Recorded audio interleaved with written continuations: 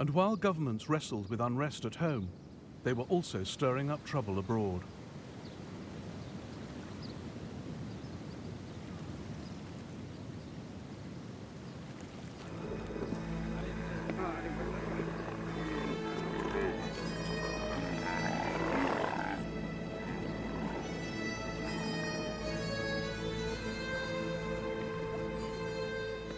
Britain had been plotting to destabilize the Ottoman Empire since the war began.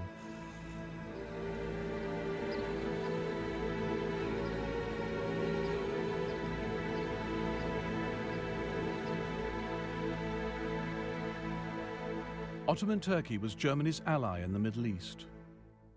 Her empire stretched across Arabia into the Hejaz, a vast desert area which included the holy cities of Medina and Mecca.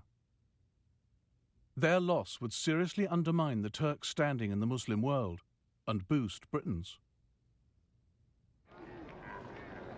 The British turned to the Arabs of the Hejaz, holding out the carrot of independence if they rose up against their Turkish masters.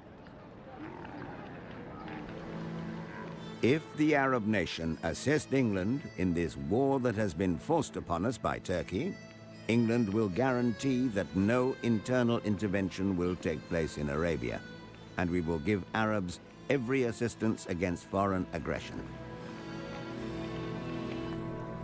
The idea of Britain backing Arabian independence worried the India Office. A strong Arab state might be more dangerous to Christendom than a strong Ottoman state. And Lord Kitchener's policy of destroying one Islamic state merely for the purpose of creating another has always seemed to me disastrous. The India Office needn't have worried. Kitchener was playing a cynical game, never intending to hand real power to the Arabs of the Hejaz. But the British showered the Emir of Mecca, Sharif Hussein, with gold and dropped hints that if all went well, he might realize his dream of becoming leader of the Arabs. On the 5th of June 1916, the Arab revolt began. Mecca quickly fell to the rebels, but the main Turkish garrison at Medina held its ground. The Turkish commander, Fahri Pasha, refused to surrender. Until my soldiers are buried under the rubble of Medina, in a crimson shroud of blood and fire, the red flag of the Ottomans shall never be removed from the castle turrets of Medina. The uprising commanded no popular support. But the British did have a man on the spot. T.E. Lawrence, a charismatic 28-year-old officer attached to Sharif Hussein's forces in the Hejaz. Lawrence spoke Arabic.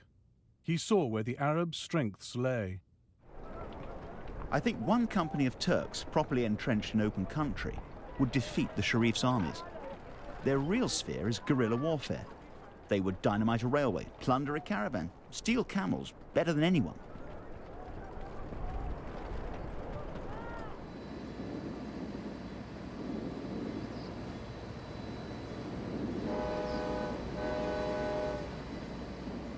The Turks were most vulnerable along their stretched lines of communication. Lawrence and the Arabs became experts in railway sabotage.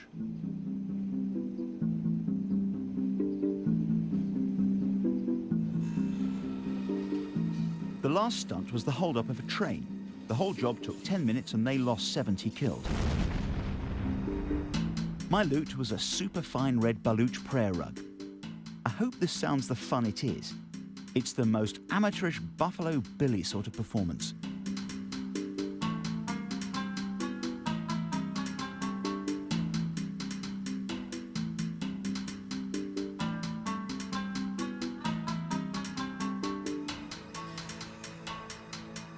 A German on the train saw the attack differently. The Bedouin mob came bursting into the carriage to kill and plunder. I could feel the blood pouring down my body, but I was left alone. The thieves' minds were drawn towards looting, having killed 40 men, women and children and taken the rest captive.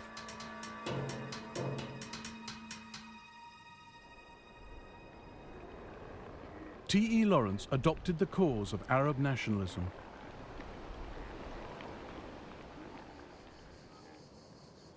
I hope that the Turkish flag may disappear from Arabia. It is so good to have helped in making a new nation, and I hate the Turks so much that to see their own people turning on them is very gratifying.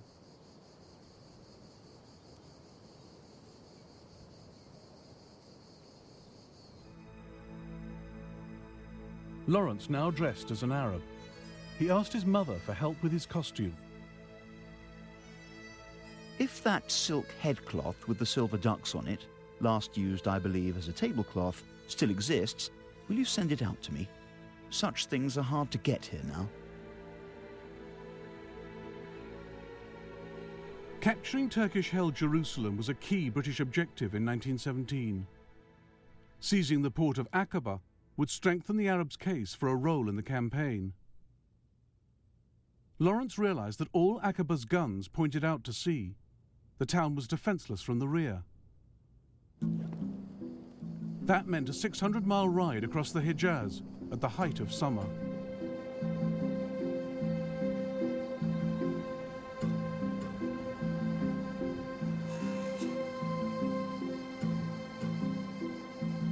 Mudflats are purgatory. Sun reflects from them like mirror, flame yellow, cutting into our eyes.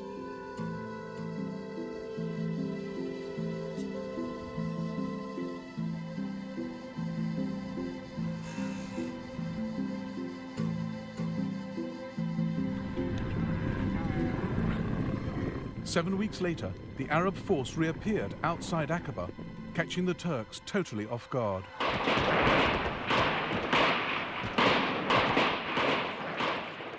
The town fell just 4 days later. The Middle East was stunned. General Allenby, commanding British forces in the region, now wrote the Arab revolt into his Jerusalem campaign, reinforcing it with armoured cars, air support, artillery and colonial troops.